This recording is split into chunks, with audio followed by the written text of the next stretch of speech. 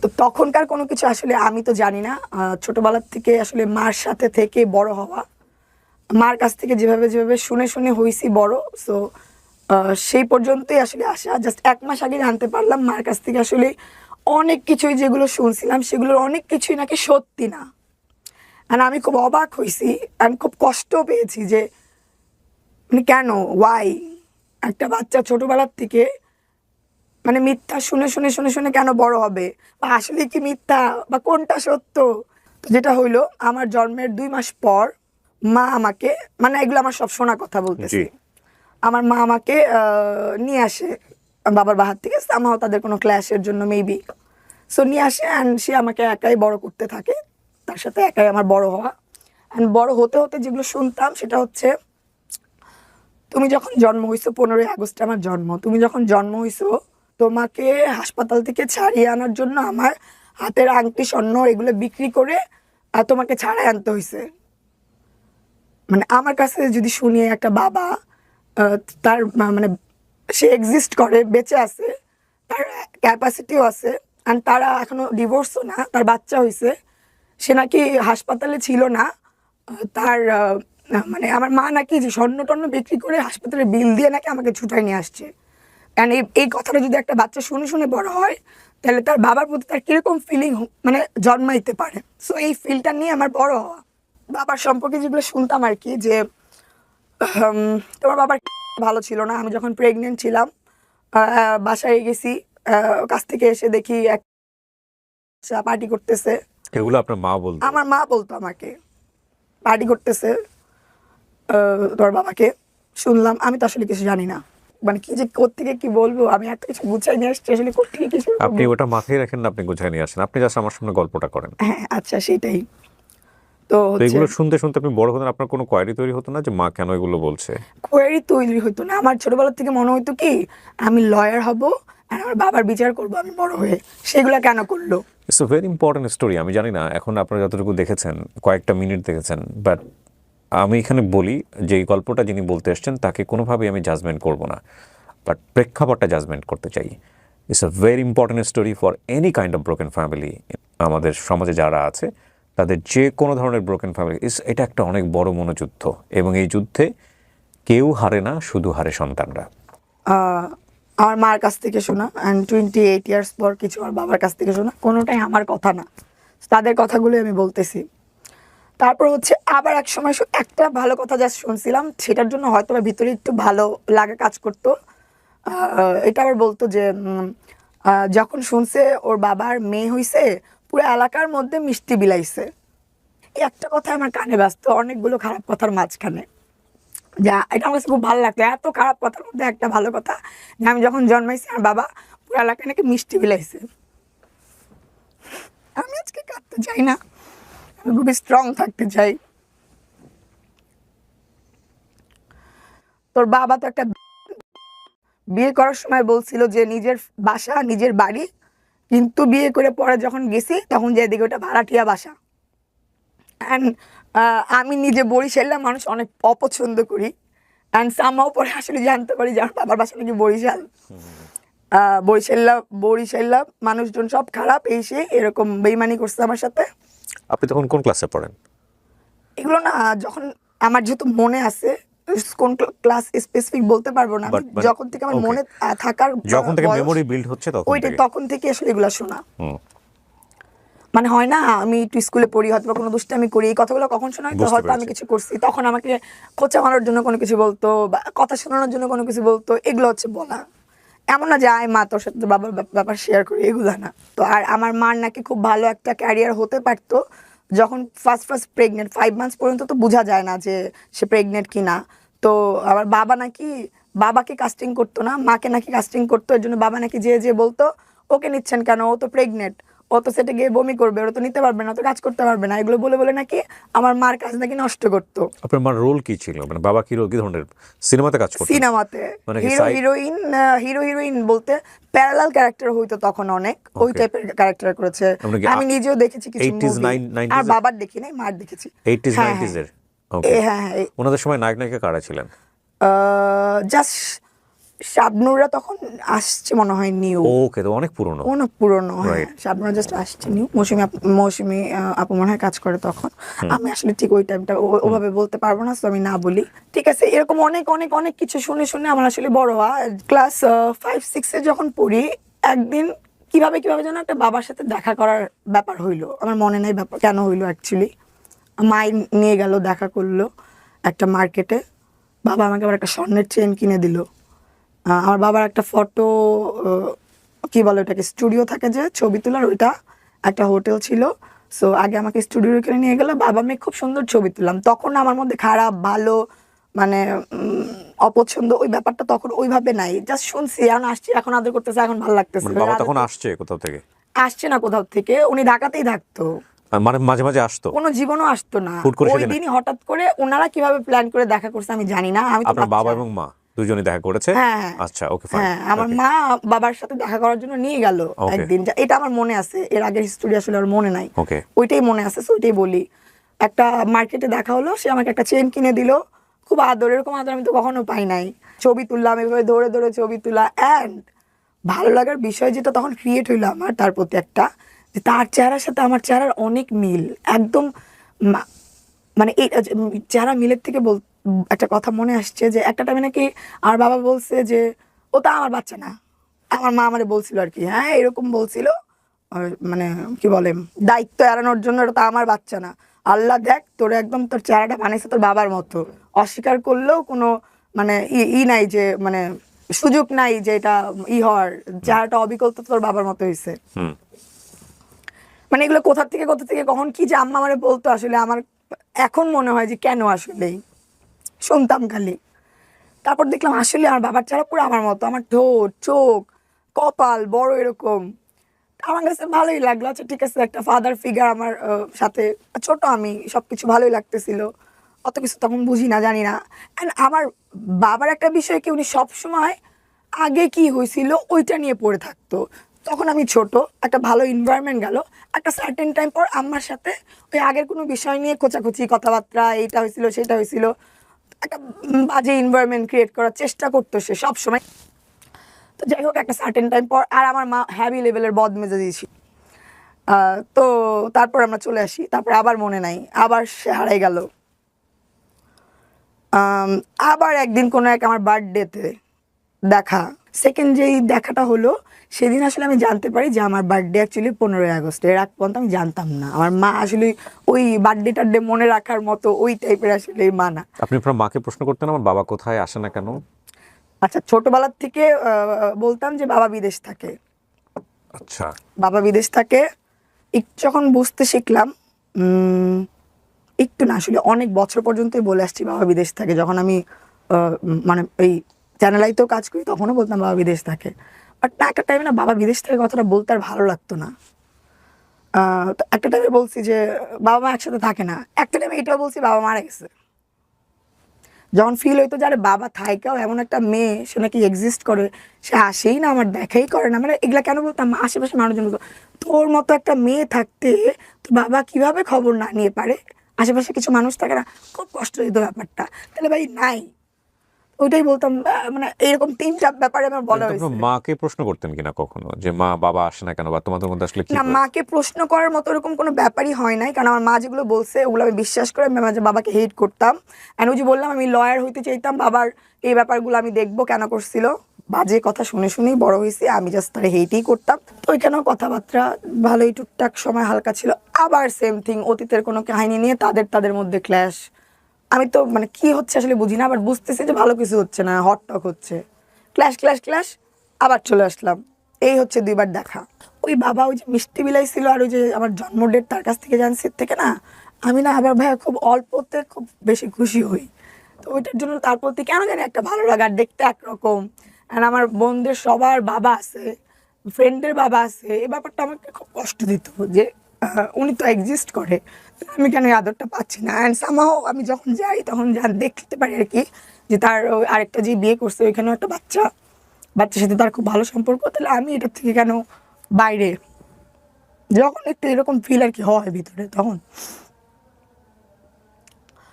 তো সেটার থেকে যেটা হলো একবার, আমি নিজের থেকে কখনো বলি নাই যে আমি বাবার সাথে দেখা করতে যাবো, কখনোই না। আমার নানি আমার জন্য একটা ব্লেসিং ছিল। উনি যতদিন বেঁচে ছিল আমার মানে কোনো সময় ডাক্তার দেখাইতে হতো না। উনি ওই যে গাছপাতা দোয়া দুরুদ পড়ে আমার সুস্থ থাকতাম। মা বাইরে বাইরে থাকতো, ব্যবসা বাণিজ্য করতো। আমি নানির কাছে বড় হয়েছি, নানিকে আম্মা ডাকতাম। 2009 সালে আমার নানি মারা যায়। অ্যান্ড জাস্ট ওই 9 সালেই আমি বিশাল বড় একটা অ্যাক্সিডেন্ট করি আমার লাইফের। ভাতের মার গালতে গিয়ে পুরো এখানে ফালাই দিই, পুরো ভাসি লেভেলের বার্ন হই আমি। তো অনেকগুলো হাসপাতাল দৌড়াদৌড়ি করে, আমাকে অ্যাম্বুলেন্স নিয়ে কোনো হাসপাতালে নিতে চাচ্ছিল না। তো একটা হাসপাতালে জাস্ট মানে ভুল ইঞ্জেকশনও দিছে। তো যেটা করে আর কি, ব্যান্ডেজ ট্যান্ডেজ করে বাসায় নিয়ে আসছে। আর পরের দিন কেন জানি আমি হঠাৎ করে বলে বসছি আমি না বাবার কাছে যাব, আমার বাবার কাছে যেতে ইচ্ছা করতেছে। আমি জানি না আসলে কোন ফিল থেকে বলছি।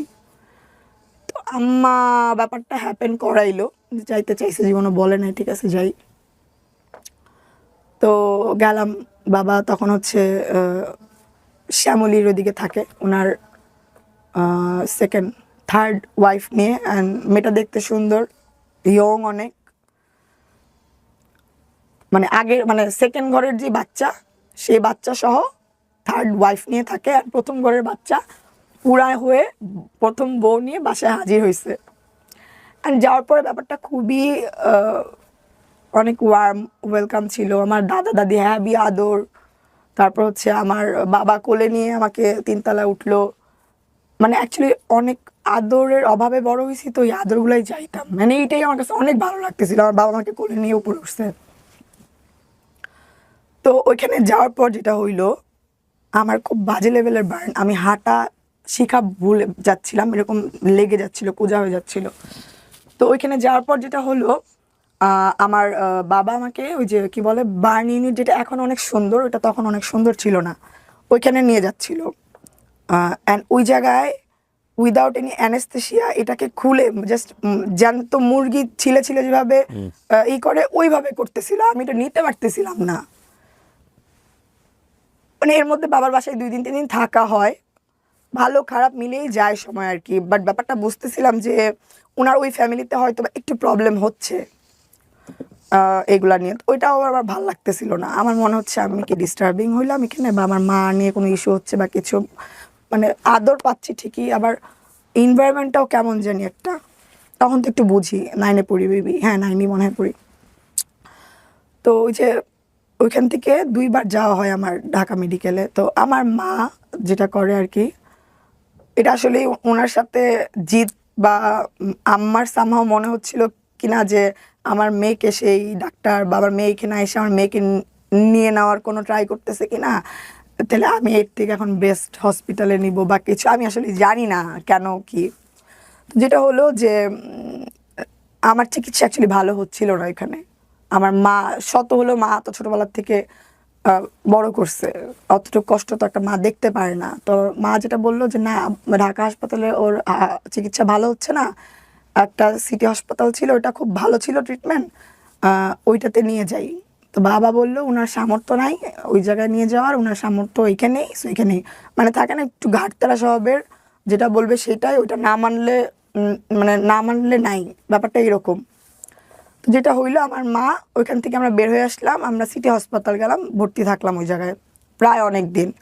অ্যান্ড তখন ভালোই বুঝি আমি, বাবা প্রত্যেক দিন ওই মহিলাকে নিয়ে, সরি ওই মহিলা কেন বললাম, মানে ওনার ওই থার্ড ওয়াইফকে নিয়ে আসতেন আমার এখানে দেখা করতে। প্রতিদিন সন্ধ্যার দিকে তারা বের হইতো ঘুরতে ফিরতে আর কি। অ্যান্ড আমাকে আমার সাথে দেখা করতে আসতো, দেখতে আসতো আর কি।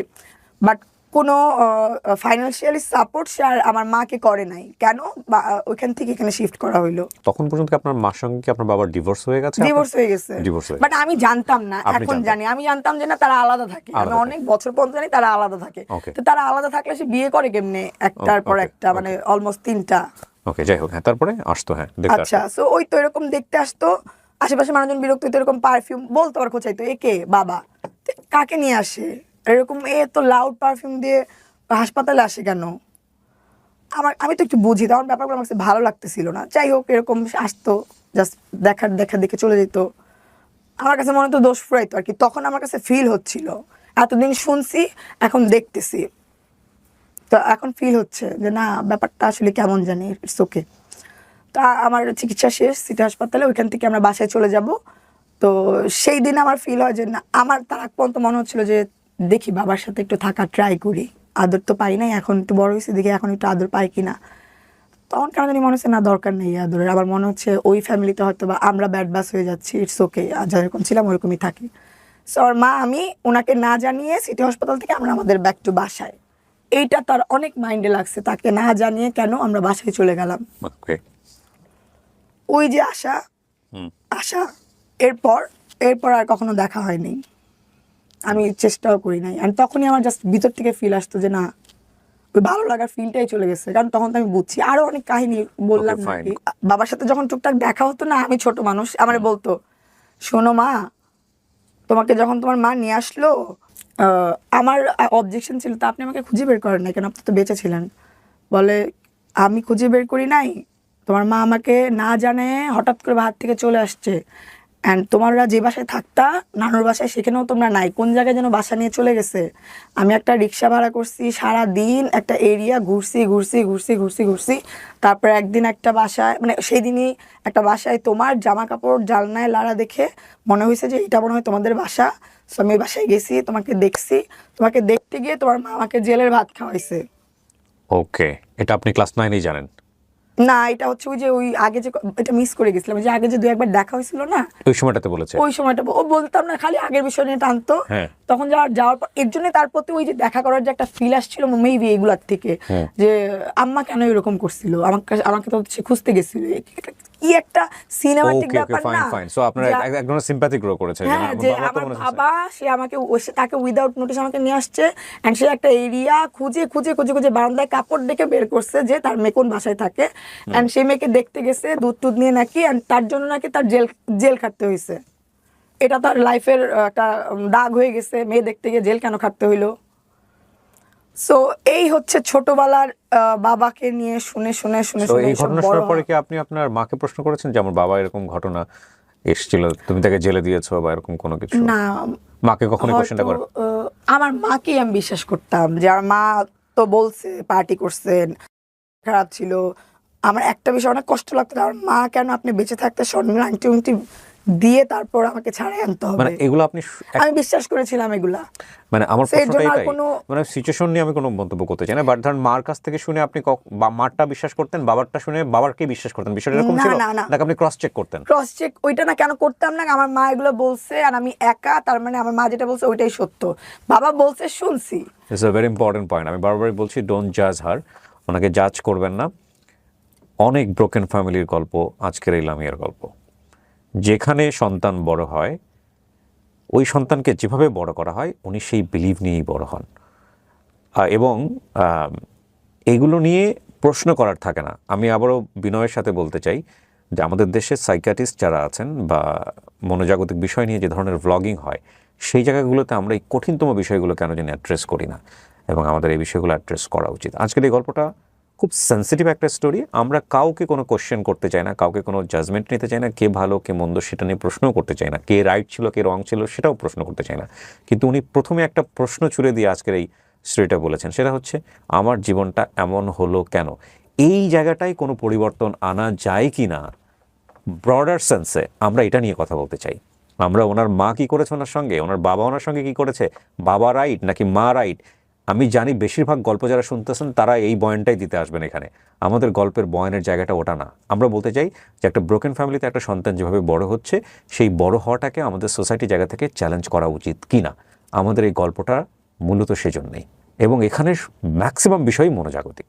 সো ভাইয়া ওই যে বারবার যে বলছেন প্রশ্ন কেন করো নাই, কারণ আমার মা যে ব্যাপারগুলো আমাকে বলছিল, এই এত ক্রিটিক্যাল সিচুয়েশনসে ফিল করছে, আমার কাছে মনে হয়েছে যে তুমি যদি ওটা করেও থাকো বাবা, আমার মাকে তো অনেক কষ্ট দিছো তুমি, so তুমি এটা ডিজার্ভ করো। এর জন্য না আমি কখনো কোশ্চেনের জায়গাটা আমার কাছে আসেই নাই, কারণ আমার মা তো অনেক কষ্ট করছে। সো এটা এখন মানে মনে হইলো, এর জন্য বললাম যে কেন আসলে কোশ্চেন আমি কেন করি নাই, ওটা আমার মধ্যেই মনে হইতো যে আমার মারে তো অনেক কষ্ট তুমি দিছো, তো কি হয়েছে তুমি খুঁজছো, অ্যান্ড সামহাও খুঁজে পড়ে কি হয়েছে, আমি তো সেই একাই বড় হয়েছি যে এরকম কি বলে জেলখানা খাটলো বাচ্চা দেখতে গিয়ে। এটা সত্যি খেটেছে সে? হ্যাঁ, খেটেছে। ওকে, যেহেতু বাচ্চা দেখতে গিয়ে সত্যি জেলে গেছে। হ্যাঁ, Fine. শক্তি জেলে গেছে। আচ্ছা, সো যেটা হইলো আমার বাবার তখন নাকি অনেক, এই জন্য আপনার সঙ্গে স্যার পরবর্তীতে যোগাযোগ করেনি, এটাই তার অ্যান্সার। হ্যাঁ, and আরো কিছু কাহিনী আছে বলি। এটার পর যখন সে বের হয়, অনেক কষ্ট করে বের হয়, অনেক টাকা পয়সা নাকি খরচ হয় বের হওয়ার জন্য, অ্যান্ড সে বের হয়ে একটা নেয় যে এবার আমার মার একটা ক্ষতি করবে, সে হয়তো মেরেই ফেলতে পারে। এটা কার কথা? আমার বাবার কথা, এটা আচ্ছা। রিসেন্টলি শোনার কথা আর কি। ওকে। সো মেরেই ফেলতে পারে। তো আমার মা নাকি আবার 2 দিন পরে গিয়ে মানে ওই স্টুডিও যেটা ছিল ওইখানে গিয়ে নাকি পা ধরে বসছে যে শোনো, আমি যেটা করছি আমি নিজের থেকে করি না, আমাকে এটা করানো হয়েছে, আমাকে মাফ করে দিও। ওই তো আর যোগাযোগ হয়নি, তো হয়নি, আমিও আর কখনো ফিল হয়নি আমি যোগাযোগ করবো, বাবা একটা ম্যাটার করে, বাবা দরকার আছে, ওইটা আমি মনে করি নাই। কিন্তু আশেপাশের এনভায়রনমেন্ট আসলে সবসময় মানে জোর করে মনে করাইতে হবে যে বাবা একটা ম্যাটার করে, বাবা ছাড়া মেয়ে কেমনে বিয়ে হবে, এগুলো আর কি। যতই চাই এগুলো থেকে স্কিপ, কিন্তু এগুলাই ঘুরাই ফিরে সারাউন্ডিং এর প্রশ্নগুলো আসতো। হ্যাঁ, জানে বাবা নাই, আশেপাশে অনেকেই, তাও যে গুছাই গুছিয়ে প্রশ্ন করতে হয়, তোর বাবা কই থাকে, তোর বাবা কই। আমি কোনো অ্যান্সার করতে পারতাম না, আসলে বাবা কই। এরে বাবা রাখতাম, খালা তো মানে খালু যে খালার হাজবেন্ড, তারে বাবা রাখতাম, এগুলো করতাম, বলতাম এ বাবা সে বাবা, এইটা এরকম গেছে আমার ছোটবেলা। তো ছোটবেলা আরো অনেক কিছু, আমি জাস্ট 10 থেকেই এই মিডিয়ার এই প্রেজেন্টগুলোতে ছবি দেওয়া, এই বিষয়গুলোর মধ্যে কাজ করতে শুরু করলো। সো সামহাও এর মধ্যে আমি মিডিয়াতে টুকটাক কাজ শুরু করি আর কি। আচ্ছা। তো যখন আমি বিউটি প্রেজেন্ট থেকে বের হই, এর মধ্যে তার সাথে কোনো যোগাযোগ নাই। আর আমার মার সাথে হয়তো আমার ভুল ছিল, ছোটবেলায় বাপ ছাড়া বড় হইলে আমার মা অনেক মানে টেক কেয়ার করে রাখতে চাইতো আমাকে। তো একটা ছোটবেলার একটা এইজ থাকে না যে স্কুল থেকে একটু 1 ঘন্টা একটু ফুচকা চটপটি খাবো বা একটু আড্ডা দিব, এইটা আমি ভয় পাইতাম কোনোদিন যে আধা ঘন্টা আমার লেট হয়ে গেছে, আজকে আম্মা মাইরা ফেলবে। এই ভয়ে ভয়ে বড় হওয়া হয়েছে। আমারও ইচ্ছা করতো যে একটু যাই ঘুরতে, সেগুলো নিয়ে আমার মার সাথে ছোটবেলার থেকে ক্ল্যাশ লেগে থাকতো। আম্মা একদমই পছন্দ করতো না, আর আমি ওয়েস্টার্ন পড়তে ছোটবেলার থেকেই পছন্দ করতাম। মা এটা পছন্দ করতো? মা পছন্দ করতো না, আবার কিনেও দিত। বসুন্ধরা সিটি যখন প্রথম হয়, তখনকার সময় 800 টাকা না 1800 টাকা দিয়ে আমাকে জিন্সের প্যান্ট কিনে দিছে। তখন ছোটবেলায় সে পড়ায় অভ্যস্ত করছেন, বড় হওয়ার পর আমি এগুলোতেই অভ্যস্ত, আমার সালোয়ার কামিজ আমি ক্যারি করতে পারি না। ছোটবেলায় সে পড়ায় অভ্যস্ত করছে না, আমি যখন পড়তে চাই, আমি যখন ফ্যাশন বুঝি তখন দিবে না। থাকে একটা মোমেন্ট, মেয়েদের একটা এইজের আর কি, ওই সময়টা আর কি। তো বাবা নাই, ওরকম কোনো রুটিন নাই বাসার, একটা মা মেয়ে থাকি, খাওয়া দাওয়ার অ্যাকচুয়ালি কোনো রুটিন নাই, এইভাবে আর কি একটা অগুছালো একটা আর কি রুটিন লাইফ হয়ে বড় হয়। Very important topic, very important. বাবা থাকলে যেটা হয়, আমি আসলে যেটা দেখি বাইরে, বাবা অফিস থেকে আসে, একটা খাবারের জোন হয়, একটা টাইমিং থাকে, ওই ব্যাপারগুলো কখনো আমি অ্যাকচুয়ালি সংসার থাকলে যেটা হয়, সংসার থাকলে যেটা হয়, মানে সংসার বলতে আমরা কমপ্লিট একটা সংসার বলতে যেটা বুঝি। হ্যাঁ, মানে আমি আমার ফ্যামিলিতেই দেখতাম এরকম অদ্ভুত সিচুয়েশন, আশেপাশে সবাই খুব গুছানো, কারণ আমার এই ব্যাপারটা খুবই ভালো লাগতো, আমি চাইতাম, বাট সামহাও আমার কপালে ছিল না। অ্যান্ড এর জন্য আমার নিজের অনেক ইচ্ছা ছিল আমি সংসার করলে অনেক সুন্দরভাবে সংসার করব। আচ্ছা, সো যেটা হইলো আমি মিডিয়াতে কাজ করা শুরু করলাম। এই আমার মার সাথে একটা ঝগড়াঝাটি ক্ল্যাশ ব্যাপার সবসময় ছিল। অ্যান্ড আমার মাও একটা খিটখিটে মেজাজে ছিল অনেক দিন, মানে তার লাইফে কেউ নাই, সব যার আমাকে পাইলে সব কিছু আমার উপরে দিয়ে উঠানোর চেষ্টা করতো। এবং মা ট্রাইও করে নাই মনে হয় আপনার জন্য? আমার জন্য কি ট্রাই করেনি? মানে তার সেকেন্ড লাইফ বা বিয়ে-শাদী করা? এগুলো আমি আসলে কিছু শেয়ার করতে চাচ্ছি না, অনেক কিছুই আছে, এগুলো আমি শেয়ার করতে চাই না। আমি এখানে ইন্টেনশনালি বা ইচ্ছাকৃত কাউকে ভালো কাউকে খারাপ কিছু করতে চাই না। একদম যেটা হয়েছে, যেটা শুনছি, যেটার ফিল, আমি জাস্ট সেটাই বলবো। আমার মাকে ভালো করব, বাবাকে খারাপ করব, বা ভালো মা খারাপ, আমি কিচ্ছু না, যেটা হয়েছে আমি সেটাই শেয়ার করব। তো তার সাথে আমার এরকম একটু খোঁচাখুচি সম্পর্কে তা আমি একটা টাইমে না বিরক্ত লাগতেছিল, এত মানে মারামারি করতো আম্মা খুব, মানে কেন এরকম, মানে মারামারিও ঠিকঠাক, আম্মা খুব করতো। ধরেন আমরা 7 নম্বরে আমাদের নিজেদের একটা বাড়ি ছিল, টিন সেট, আমার পাশের বাসায় আমার শেয়ার করা ঠিক হবে কিনা জানি না, বাট আমি শেয়ার করতে চাবো, কারণ একটা ছেলে বা একটা বাবা ম্যাটেরিয়াল বাসায় থাকলে মনে একটা মা এইভাবে স্ল্যাং ইউজ করতে পারে না, যেটা আমি শুনে বড় হয়েছি, আমি এটা শেয়ার করবো অবশ্যই। আমার পাশের বাসায় 2 তলায় বাসা, আমার মা যদি আমাকে গালি দিত, তো একটা টাইম ছিল হচ্ছে কারেন্ট চলে যেত 1 ঘন্টা করে, ওই 1 ঘন্টা করে আমাদের মানে ছুটি থাকতো যে আমরা বেরোবো, বেরোতো আয় তোর মা তো আজকে তোরে দিছে ঠিক মতো, সবাই শুনে ফেলতো। শুনে ফেলতে বলতো যে অপোজিটের দোতলায় আমার ফ্রেন্ড থাকতো, ও শুনতো, ও পরে বলতো আজকে তোরে দুপুরে এমন দিছে কেন রে। অ্যান্ড কি লেভেলের যে স্ল্যাং, আমার এটা বলা উচিত হবে কিনা জানি না, বাট কি লেভেলের যে স্ল্যাং, ও মাই গড। এর জন্য আমি একটু বিরক্ত ছিলাম যে মারো, তুমি গালিগালাজ করো কেন। অ্যান্ড ওইটা থেকে ফিল হতো যে আমার বাবা থাকলে মনে হয় তুমি এগুলো করতে পারতা না, কেউ বলার থাকতো। যে দেখতাম খালুদের মা কেউ দোষ করলেও কিছু বললে যে চিল্লাইতো, আয় কেন বলছো এই সেই, এই ব্যাপারটা আমি কোনো পাই নাই। তো আমার মার সাথে একটা খিটখিটা ব্যাপার তখন থেকে আর কি একটা টাইমে আসলে ক্রিয়েট হয়। আচ্ছা, সো একটা টাইমে আমি মুভি যখন করি আমি ভালো ইনকাম শুরু করি, আমি ছোটোবেলার থেকে আসলে টুকটাক ইনকাম শুরু করি। তো আমার কেন জানি মনে হইলো আমি ভালো ইনকাম তখন করতেছি, ভালোই কি বলে ফ্যামিলিতে দিচ্ছি, মনে হচ্ছে যা মানে জিদ করি যে আব্বুর সাথে যেয়ে থাকবো এখন। ওকে ওকে। জিদ থেকে হয়তো আম্মুকে দেখাবো এখন আমি এত কিছু করে এই করি, তুমি এমন করো কেন আমার সাথে, আমি বাবার সাথে যেয়ে থাকবো। সামাও আমি নাম্বার ম্যানেজ করি, তাকে ফোন দিই, একটা চাইনিজ ওই শ্যামলির ওইখানেই লাঞ্চে দেখা করি আমরা। অ্যান্ড আমার সন্ধ্যায় অথবা কোনো কাজ ছিল, আমি একটু তাড়াহুড়াতেও ছিলাম, অ্যান্ড শেয়ার করলাম যে আম্মা এরকম এরকম কর, আমি খুব বিরক্ত, বাট আমি আলাদা বাসা নিতে চাই, কিন্তু আমি তো একা একা থাইকা অভ্যস্ত না, সবসময় তো মার সাথে থাকছি, আমি কার সাথে থাকবো, তাহলে চলো তুমি আমি মিলে থাকি। মানে মানে এটা কেন করছে আমি জানি না, তার সাথে তো ওই বন্ডিংও আমার না, বাট আমি আবার খুব সহজে মিশতে পারি। ওখানে যে বলতেছিলাম হ্যাঁ চলো যে থাকে, আমার অনেক জ্বালাইছে, তোমার জ্বালাইছিল তো টুকটাক আব্বুর কাছে শুনছি না, তো হ্যাঁ জ্বালাইছিল ঠিকই ছিল, চলো এখন আমরা একসাথে থাকি। তো সামহাও আমার মনে নাই তার কাছ থেকে তখন পজিটিভ ওই রকম কোনো অ্যান্সার মেবি আমি পাই নাই। তো ওই যে চলে আসছি, তারপর আবার তার সাথে যোগাযোগ হয় নাই, সিনটা অ্যাকচুয়ালি আমার মনে নাই, বাট একটা কোনো নেগেটিভ থট আমার কাছে দিছিল, যেটার জন্য আমার মনে হয়েছিল থাক মাই ভালো, মার কাছেই যাই, কেন থাক আমার সাথেই তো আছে, কোথাও তো যায় নাই। ছোটবেলার একটা সিন মনে আছে যে তাকে নিয়ে কেউ হয়তো বা অ্যাব্রোড যাওয়ার প্ল্যান করতেছিল, সো আমি জড়াই ধরে কাঁদতেছিলাম। আমি জানি না আমি জড়াই ধরে কান্দার সিনটা মনে আছে, বাট সিচুয়েশনটা পরে বলা হয়েছে যে সিচুয়েশনটা নাকি এইটা ছিল, আশেপাশের মানুষজন বলছে আবার মিথ্যা কথা, জানি না অ্যাকচুয়ালি। কাকে জড়ে ধরে? আম্মাকে। মা চলে যাবে দেশের বাইরে? হ্যাঁ, ওই যে বললাম যে আসছি নেগেটিভ থট, মাই তো ভালো ছিল, ওই কথাটা মাথায় আসছিল যে আমি জড়াই ধরে একটা সময় কাঁদতেছিলাম যে না মা তুমি যাও না, মানে সামহাও কারোর সাথে তার অ্যাব্রোডে কোথাও যাওয়ার একটা প্ল্যান ছিল, ওখানে মনে হয় আমি অ্যাকসেপ্টেড ছিলাম না, সো আমি জড়াই ধরে কাঁদতেছিলাম দেখে নাকি আমার মা নাকি যায় নাই, এটা আমার মার কাছ থেকে শুনছি। কিন্তু জড়াই ধরে যে আমি কাঁদছি মানে একদিন সন্ধ্যায়, ওটা আমার মনে আছে, বাট হিস্টোরিটা আমি জানি না।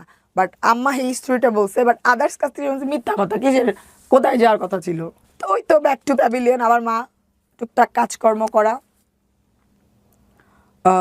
এর মধ্যে আসলে তার সাথে কোনো সিন নাই, সে ওই যে আবার গেল, সে গেল, কিন্তু সে কখনো না, যতই মুখ দিয়ে বলি এই সে হ্যান ত্যান, ভিতরে ভিতরে না মানে খুব একটা কেমন জানি একটা মানে কিরকম কষ্টটা বুঝাইতে পারবো না, ছাড়া সে তো বেঁচে আছে, তো তার কি একটু ইচ্ছা করে না যে মেয়েটার খবর নেই, অনেক স্ট্রংলি দেখাই সবাইকে, কিন্তু ভিতরে কোনো একটা জায়গায় হয়তো কষ্ট লাগে মাঝে মধ্যে, হয়তো বা কোনো নীরবে বসে আছি মন খারাপ, বাপটা এমন কেন, বেঁচে আছে, তার একটা মেয়ে আছে, তার কি একটু মনে পড়ে না, তার কি একটু ইচ্ছা করে না তার মেয়ের সাথে যোগাযোগ করতে, কথা বলতে, এমন কেন।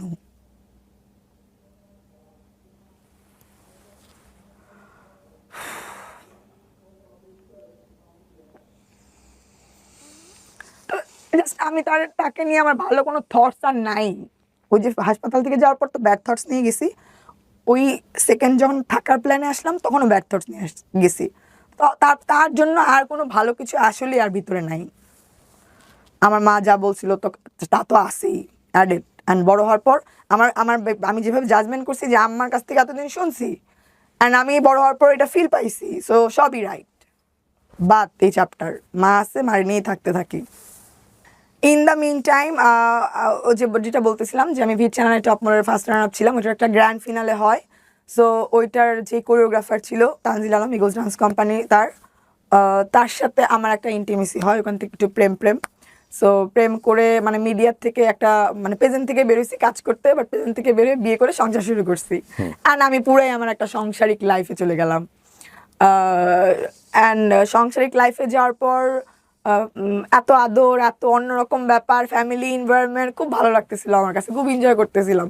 হয় না বিয়ের পর এই হয় সেই হয়, আমার কাছে না এই ফিলই আসে না। বিয়ের পর আমি প্রথম 31st নাইট পালন করছি, ব্যাপারটাই অন্যরকম আমার কাছে লাগতেছিল। সো বাবা কি হয়েছে, মা কি হয়েছে, কোনো কিছুই আমি আর ওই ওই ব্যাপারটা আস্তে আস্তে ভুলেই যাচ্ছিলাম। বাট আপনার বিয়ের আগে কি মানে লাইক আপনার স্পাউস সে কি আপনার পাস্টে জানতো যে সব কিছু জেনে শুনে শেয়ারিং এর ব্যাপারটা তো ইম্পর্টেন্ট, এই যে না, ব্রোকেন ফ্যামিলি যেটা ব্যাপারটা? ফার্স্ট দেখায় যখন ফার্স্ট কথাবার্তা, বাবা কই থাকে, বিদেশ থাকে। বললাম যে ওই পর্যন্ত বিদেশ থাকে, বলতাম বিদেশ থাকে, ওটাই বলছিলাম। বাট যখন বিয়ের ব্যাপারগুলো ফাইনাল হচ্ছিল তখন বলছি, শেয়ার করছি আমি যে এই কিন্তু ইস্যু। এটা কি কোনো ম্যাটার করেছে তার কাছে? না, না, তার কাছে কোনো ম্যাটার করে না এটা। ওকে। আমাদের বিয়ের স্টোরিও অনেক মানে মানে সিনেমাটিক স্টোরি, ওটা মানে নিয়ে- সেটা কি আপনার ফ্যামিলি থেকে সাপোর্ট ছিল, লাইক বাবার? না, আমার ফ্যামিলি থেকে, বাবা তো নাই সিনে। ওকে। আমার ফ্যামিলির সাপোর্ট ছিল না, আমার যুদ্ধ করে আমার বিয়ে করতে হয়েছে। আমার মনে হয়েছে এটা কেন মনে হয়েছে, ওই যে আশেপাশের প্রতিবেশী যারা ছিল তারা বলতো তোর মার জন্য তো তোর কোনো ভালো ঘরে বিয়ে হবে না রে, কেমনে কি করবি, তুই একটা ভালো প্রেম কর, প্রেম করে নিজে নিজে নিজের বিয়ের ব্যাপারটা ক্রিয়েট করিস। এগুলো শুনতাম আমি, সত্যি কথা। পাশের বাসার যদি দেখে তাহলে বুঝবে যে হ্যাঁ একটা সময় বলছিলাম। অ্যান্ড বিয়ের পরেও একটা কমেন্টস পাইছি, লামিয়া তোর মা একলা হইলেও দূরের থেকে যতটুকু পারবি সাপোর্ট করবি। আমি জানি না এটা বলা ঠিক হবে কিনা, বাট আমি যেটা শুনছি আমি এটা বলতে চাই। দূরের থেকে, যেহেতু তোর মা একা তোর সাথে নিয়ে বড় হয়েছে, বাট দূরের থেকে যতটুকু পারবি হেল্প করিস, একসাথে নিয়ে কিন্তু আবার থাকার চিন্তা করিস না, তাহলে কিন্তু তোর সংসারটা টিকবে না রে। কারণ তারাও ওই যে তাদেরকে ছোটবেলা থেকে, মানে ছোটবেলা বলতে কি একদম থাকে না, অনেক বছর ধরে একসাথে ছোট বড় হওয়া, সামনে বিয়ে হওয়া, অনেক কিছু দেখে আর কি তারা পাড়া প্রতিবেশী। তো ওই কথাটা আমার খুব কোট করছে যে মাকে নিয়ে থাকার প্ল্যান কিন্তু করো না, সংসার কিন্তু টিকবে না। এই কথা একটা প্রতিবেশী একটা মাকে নিয়ে একটা মেয়েকে মানে কেন বলবে? সংসারে আপনি মাকে নিয়ে থাকবেন এরকম মানে পরিকল্পনা? আমার মা যেহেতু একা, সারা জীবন তো আমি Right. তার সাথে ছিলাম, এখন আমি জি। বিয়ে হয়ে গেছি, শ্বশুর বাড়ি গেছি, সে তো একা থাকতেছে এখানে। এখন সামহাও যদি আমি মাকে নিয়ে থাকার প্ল্যান করি বা এরকম কোনো কথাবার্তা হচ্ছিল, এর জন্য পাশের বাসার এক আন্টি বলতেছিল, লামিয়া শোনো একটা বুদ্ধি দিই। এই আন্টিটাই ওই তো আগে বলছিল, তোর মা বা তোর বিয়ে শাদীর তো কোনো প্ল্যান নাই, কি করবে না করবে তুই নিজে বুঝে ভালো দেখে একটা প্রেম করে বিয়ে করিস, বলতো এগুলো আর কি। সিঙ্গেল মাদার বড় হয়েছিস, একটা ভালো বিয়ে করতে হলে, ফ্যামিলিগত বিয়ে করতে হলে বাবার দরকার পড়ে, এই সেই। সো নিজেরটা নিজে বুঝে ভালো দেখে বিয়ে করিস, নিজেরটা নিজে বুঝে। এগুলো আর কি শুনতাম আর কি আমি ছোট তখন। তো বিয়ের পরে হচ্ছে যে ওইটা শুনলাম যে এরকম প্ল্যান কিন্তু করিস না, সংসার কিন্তু টিকবে না। তখন তো আমি অনেক কিছু বুঝি যে আমার মার তো একটা মানে একটা ক্যারেক্টার আছে একটু, তো আচ্ছা ঠিক আছে, একটু দূরত্ব বজায় রেখে ভালো সম্পর্ক মেনটেন করাই ভালো। কারণ আমার প্রিভিয়াস লাইফে তো তার সাথে আমার কাইকেচাল ছিলই। সো একটা সুন্দর ব্যাপারে আসি যেখানে কোনো প্রতিদিন গালিগালাজ নাই, ঠান্ডা এনভায়রনমেন্ট, শান্তি শান্তি একটা ব্যাপার, কোনো ঝগড়াঝাটি নাই। আল্লাহ সামহাও হয়তো চিন্তা করছিল জন্মের পর থেকে এত বছর কষ্ট করছিস, তোর কিছু একটা টাইম দেই একটু ভালো থাকার জন্য। ওই 4টা বছর খুব লাইফ আমার ভালো ছিল। সো আপনি বিয়ে শাদী করলেন এবং সংসার জীবন শুরু হলো, কিন্তু আমি যতটুকু জানি যে আপনার হাজবেন্ড এখন জেলে আছেন, সেটাও একটা গল্প, জি বিশাল বড় গল্প। জি। এবং জেলে থেকে প্রায় 5 বছর যাবত জেলে, না তারও লম্বা সময় ধরে? Almost 5 years. আর এটা প্রথম আপনার মুখ থেকে বলছেন, হয়তো অনেকেই জানবে এই বিষয়টা, এটা এবং কেউই জানতো না। নাম কি তার? তানজিল? তানজিল আলম। তানজিল আলম, উনি একজন কোরিওগ্রাফার। উনি একজন কোরিওগ্রাফার, ইগলস ডান্স কোম্পানি, বাংলাদেশের স্বনামধন্য একটা ডান্স প্রতিষ্ঠান। সব মানে ধরেন একদম জ্যাকলিন ফার্নান্ডেজ যখন আসছিল ওদের কাজটাও আমরা করছি, নোরা ফাতেহি যে আসলো ওইটার কাজটাও আমরা করছি। সো ভালোই। It's very renowned one. এবং ওনার লাস্ট রায় হয়েছে মৃত্যুদণ্ড। মৃত্যুদণ্ড, জি। সেটা একটা ডিফারেন্ট চ্যাপ্টার, এবং যেহেতু এটা একটা আইনের বিষয়, এই বিষয়গুলো নিয়ে আমরা ইনডেলি হয়তো বা যাবো না, কিন্তু ওনার কোশ্চেন হচ্ছে যে আসলে ওনার অপরাধটা কি, রাইট? এই সংসার জীবনে মানে ওনার হাজবেন্ড যে অবস্থায় আছেন সেটার পেছনে ওনার কোনো হাত নাই, ওনার ছোটবেলায় বড় হওয়া যেটা সেটার পেছনে ওনার কোনো হাত নাই। The question is why she. আমিও বলতে চাই ওয়াই ইউ। আমি ছোটবেলা থেকে শুনে শুনে বড় হই যে বড় আঙ্গুল থেকে পুরো আঙ্গুলটা বড়, তোর ভাগ্য অনেক বড়, তোর কপালটা 5 আঙ্গুলে, তোর ভাগ্য অনেক ভালো। আর ভাগ্য না ভালো হয়েও ভাগ্যটা ভালো স্টে করে না। এটা আমার দোষ?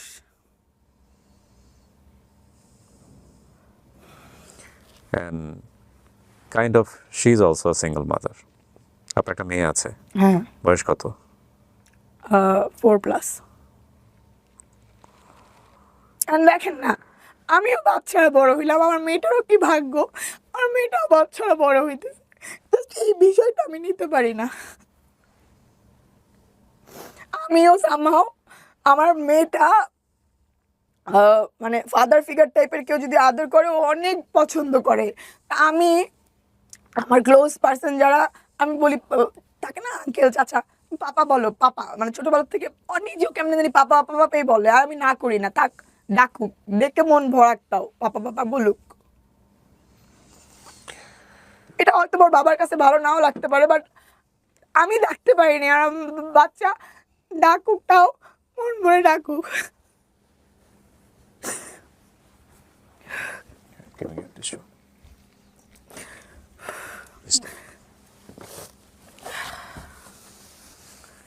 মানে আমার লাইফের সব থেকে বড় কষ্টের বিষয়টাই এখন এটা, যে আমি পারি নাই, আমার মেয়েটারও কেন এমন হইলো।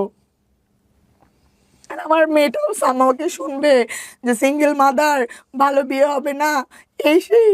অ্যান্ড আমার কাজ করতে হয়, আমি প্রপারলি ওদেরকে সময় দিতে পারি না। হয়তো ও বলবে মা তো সময় দেয় না, মা তো ভালো না, আর আমি কাজে গেলেও বুকটা ওদের জন্য কুচকুচ করে, বাট আমার তো কাজ করতে হবে, দুটা বাচ্চা আমার দেখতে হচ্ছে। সো আমি চাইলেও পারি না যতটুকু সময় ওদেরকে দিতে চাই। দেখেন, ওদের কাছেও আমি খারাপ হবো যে মা ভালো না, বাট দিন শেষে আমার বাচ্চা যখন চাবে মা এটা লাগবে, PS4 লাগবে, কম্পিউটার লাগবে, এটা লাগবে, আমি যখন দিতে পারবো না তখনও ভালো না। তো ওইটা যেন আমি ব্যাকআপ দিতে পারি, ওইটার তো আমার ব্যাপারটা কি বলে ইনশিওর করতে হবে। আমি চাই না যেহেতু বাপ ছাড়াই বড় হচ্ছে, ওদের অন্য কোনো কিছুর অভাব ওরা পাক। এখন যেটার জন্য ওরা এখন ছোট, একটা মানুষ আমি বিলিভ করি একটা সার্টেন টাইম পর্যন্ত আর্ন করতে পারে। সো আমি টুকটাক আর্ন করে একটু ব্যাকআপটা রেডি রাখি, তারপর ভাই সময়, ঘোরা, কি কিনবি না কিনবি, তখন সব যখন দিব তখন আর মাকে দোষ দিবি না। এটা আসলে আমার ফিল। আলোচনা সমালোচনা হয় না আপনার অনেক কাজ হয়। নিয়ে, আপনার লুক নিয়ে অনেক হয়, সমালোচনা অনেক করেন? হয়। আমি এখন আর কেয়ার করি না অ্যাকচুয়ালি। আমি 2 দিন না খেয়ে থাকবো, আমি দুঃখে থাকবো, কষ্টে থাকবো, কেউ একবেলা এসে আমাকে ভাত দিবে না, কথা বলতে পারবে, কেউ 2000 টাকা দিয়েও হেল্প করবে না আপনাকে। তো তোরা যখন হেল্প করবি না, তোরা কথা বলবি কেন? আর কথা বললে বল, আমারটা আমি জানি, আমি বুঝি, আমারটা আমার করতে হবে। আচ্ছা, এই অনুষ্ঠানে আমি একটু বলি ওনাকে, উনি আমাকে যখন হোয়াটসঅ্যাপ করেন, ওনার হোয়াটসঅ্যাপে আসছে হচ্ছে ল্যাম্পস ওয়ার্ল্ড নামে, জি রাইট? জি। সো ল্যাম্পস ওয়ার্ল্ড, তো আমি প্রথমে তো এটা খুব একটা আগ্রহ দেখেনি, কারণ এরকম অনেক হোয়াটসঅ্যাপ আমার কাছে আসেন যারা স্টোরি বলতে চান। দেন আমি ওনার পেজে গেলাম যে উনি আসলে কী করেন বা ওনার কাজগুলোকে একটু দেখার চেষ্টা করলাম। পরে আমার কাছে মনে হলো যে শি ইজ অ্যান এন্টারপ্রেনার। তো উনি, আপনার পেজের নাম কি বললেন? Lumps world. আমার লামিয়া, আমাকে সবাই ছোট লাম ডাকে, তো ওই প্রেক্ষিতে তো লামস ওখানে ওয়ার্ল্ড। গেলাম, গিয়ে আমি দেখলাম, তারপরে উনি আমার স্টোরি একটা সামারি পাঠালেন। তো আমি সাধারণত মনে হলো যে ঠিক আছে, লেটস শুনি, মানে শুনলেই যে প্রচার করতে হবে বিষয়টা এরকম না। তো আমি ভাবিও নাই যে বলবেন শুনি, আমি এটা এক্সপেক্টও করি নাই। আমি জাস্ট একটা টাইমে রিসেন্টলি আমার বাবার সাথে কথা বলার পর সে রাখলো, রাখার পর আবার সে একটা ফোন দিল, ফোন দিয়ে সে খুব কান্না কান্না একটা মুডে বলতেছে, বাবা রে, জন্মের পরও তুই এরকম কষ্ট পাইলি, বিয়ের পরও তুই শান্তি পাইলি না, খুব স্যাড স্যাড কান্না কান্না ফেসে। আমি খুব স্ট্রং ছিলাম, ওনার ওই টোন অ্যান্ড ওই কথাটা না আমাকে কেন জানি খুব বুকে জোরে আঘাত দেয়। আমি জাস্ট শোয়ার থেকে উঠে ড্রয়িং রুমে বসে সোফাতে বসে আপনাকে আমি মেসেজটা দিই, কেন দিই আমি জানি না, আমার কি দোষ? সো ইউ লিসেন মাই হ্যাঁ প্রোগ্রাম, আমি, রাইট? হ্যাঁ আমি দেখতাম, ভালো লাগতো আপনার ওই ব্যাপারগুলো, যে মা খুঁজে পায়, আপন বাচ্চা ঠিকানা। খুঁজে পায়, এগুলো আমি খুব দেখতাম, ভালো লাগতো।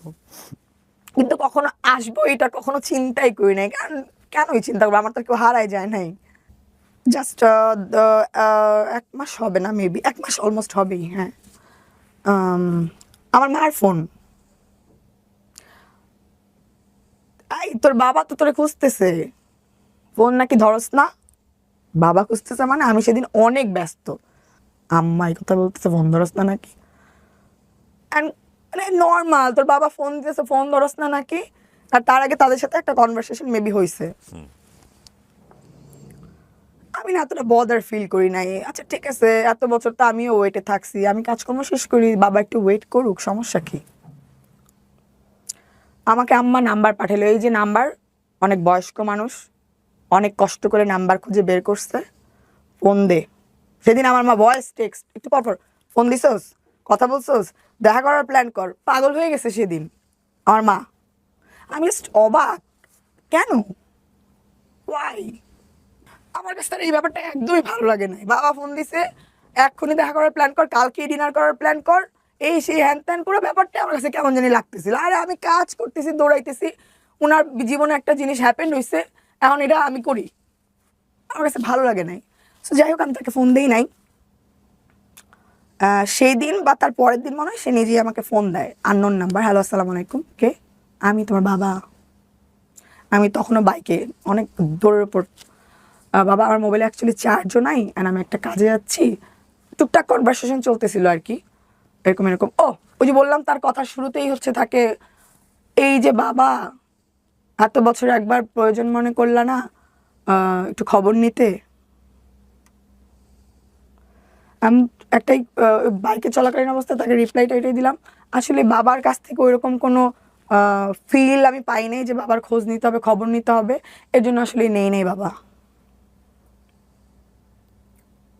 কষ্ট করে তোমার নাম্বারটা ম্যানেজ করছি, তখন আমি জানি না সে কি করে, তখনও আমি জানি না যে আমার বাবা কি করে। এটা মনে হয় পরে শেয়ার করলেই ভালো হইতো। সো আমার আশেপাশে টুকটাক অনেকে তো জানে ব্যাপারটা, বলতেছে কি, এই তুই কথা বলছ না কেন, ফোন দে, কথা বল, আঙ্কেল মনে হয় অনেক টাকা পয়সার কোটিপতি হয়ে আসছে, ছোটবেলা থেকে যা যা পাস নাই সব 28 বছরেরটা একবার এখন শোধ করবি, নিবি, এই সেই। আমার আশেপাশে থেকে বলতেছে, এই কথা বলছ না, বল, দেখ কই থাকে, কি করে। আমি একদমই ইন্টারেস্টেড না, কি করে না করে তার দরকার নাই আমার কিছু। আমি এখন অনেক নিজে যতটুকু পারি ভাই, আমি অনেক হ্যাপি। ছোটবেলার থেকে যখন দরকার ছিল তখন পাই না, এখন দরকার নাই। তো আমি বাসায় যাই, সেদিনকে রাতে আমি তাকে ফোন ব্যাক করি। ব্যাক করার পর সে আমাকে বলতেছে, ওই যে তখন কথাটা বললাম বা ফিল হয় নাই, কেন বাবা, বাবার দোষ কি ছিল? ওই সেম কথা আবার ঘুরায় ফিরে যেগুলো শুনছি সেগুলোও আছে, আর নতুন কিছু জিনিস আছে। তোমাকে খুঁজতে গিয়ে জেল খাটলাম, এই বাবার খবর নিতে তোমার প্রয়োজন মনে হইলো না? আমি না একদম ওপেনলি শেয়ার করবো আপনার সাথে, আপনার কেটে দিতে ইচ্ছা করলে কেটে দেবেন। মানে একটা মার বিষয় নিয়ে, একটা বাবার কাছ থেকে, বাবা নিয়ে এতদিন শুনছি, মা নিয়ে শুনতে গেলে কেমন লাগে ব্যাপারটা আমি আপনার সাথে বলতে চাই। হ্যাঁ বলেন প্লিজ। তারপর আচ্ছা, তো রাত্রে আমি তাকে ফোন ব্যাক করলাম এন্ড 4-5টা কোশ্চেন দিলাম। ছোটবেলার থেকে আসলে তোমাকে নিয়ে যেগুলো শুনে বড় হয়েছি, এন্ড ওই যে পড়ার সময় যখন তোমার কাছ থেকে ব্যাক আসছি, ছোটবেলা এন্ড বড়বেলার ফিল নিয়ে আমার আসলে মনে হয় না তোমার সাথে আমার যোগাযোগ করা উচিত। আমার মনে হয়েছে তুমি তোমার একটা জগৎ, তোমার একটা ফ্যামিলি নিয়ে তুমি ব্যস্ত, সো তোমাকে ডিস্টার্ব করা মনে হয় না আমাদের ঠিক হবে। আমি তোমার কাছে কিছু কোশ্চেন করি, এগুলোর অ্যান্সার দাও, অ্যান্সার দেন, আপনি একটা করে কথা বলতেছি। অ্যান্ড ওই যে হাবি জাবি জেল, এইটা সেইটা এগুলো বলতেছিল। অ্যান্ড আরেকটা কথা শেয়ার করলো যে জেলে তো একবার গেছিলই, আসার পর নাকি সে আবার হয়তো ট্রাই করছে, তখন নাকি কোন কালা জাহাঙ্গীর বা এই টাইপের কোনো ডন টন ছিল, এদেরকে দিয়ে নাকি বা বাবাকে ডাকাই নিয়ে আসছে কোনো এক আন্ডার কনস্ট্রাকশন বিল্ডিংয়ে। অ্যান্ড ওইখানে যেয়ে নাকি দেখে আম্মাও দাঁড়ায় আছে ওনাদের সাথে, অ্যান্ড বলা হয়েছে যে ডিভোর্স হয়ে গেছে, অনধিকার চর্চা কেন করো এখন এসে, হ্যান ত্যান। তো সে নাকি সামহাও অনেক কষ্টে ওইখান থেকে বের হয়ে আসতে পারছে না, সেদিনই নাকি তার সামনে পিস্তল ছিল, সে নাকি শুট আউট হয়ে যেতে পারতো, বেঁচে আসছে ওখান থেকে। আমি বললাম, একটা মহিলা মানুষের ওই আমলে কোন কালা জাহাঙ্গীর এই ছিল, আকাশ ছিল, এই ছিল, আপনার কি কোনো প্রকাশ বিকাশ ছিল না? মানে এগুলো হচ্ছে তার মানে উসিলা, যে এর জন্য ওই একবার তো জেল খাটছে, একবার এরকম নিয়ে গেছে, এর জন্য সে কখনো ট্রাই করে নাই। আমি যখন শুনতেছি তখন আমি কি, শোনেন, আমার সাথে যদি এখন এরকম কিছু হয়, ওর বাবা বের হওয়ার পর যদি ওর বাবার মনে হয় আমি বাচ্চা কাচ্চা ঠিক মতো পালন করতে পারি না বা কিছু বাচ্চা নিয়ে যাবে, আমাকে 50-12 যদি জেল খাটায়, কালা জাহাঙ্গীর করে, এই করে সেই করে, আমি যতদিন আমি এই শ্বাসটা চলবে ততদিন যাবত আমি একটা মেয়ে হয়েও ট্রাই করে যাব যে না, আমি যেন আমার বাচ্চাকে আমার মতো করে পাই, হোক বাবার কাছেই থাকুক, বাট আমিও যেন পাই। ওইটা আমি আমার লাস্ট নিঃশ্বাস পর্যন্ত ট্রাই করে যাবো। একটা মেয়ে মানুষ হয়ে এখন আমার ফিল, আর এটা যদি কখনো আমার সাথে হয় আমি এটাই করব। আপনি যে কথাটা বলতেছেন, আপনার এই কথাতে আমি একদমই মানে কি বলে ইমপ্রেস হইতে পারলাম না। সে একটা মেয়ে মানুষ, তার প্রকাশ বিকাশ আছে। আপনি একটা ছেলে মানুষ, আপনার কোনো আকাশ বিকাশ ছিল না এটার ফিডব্যাক দেওয়ার জন্য?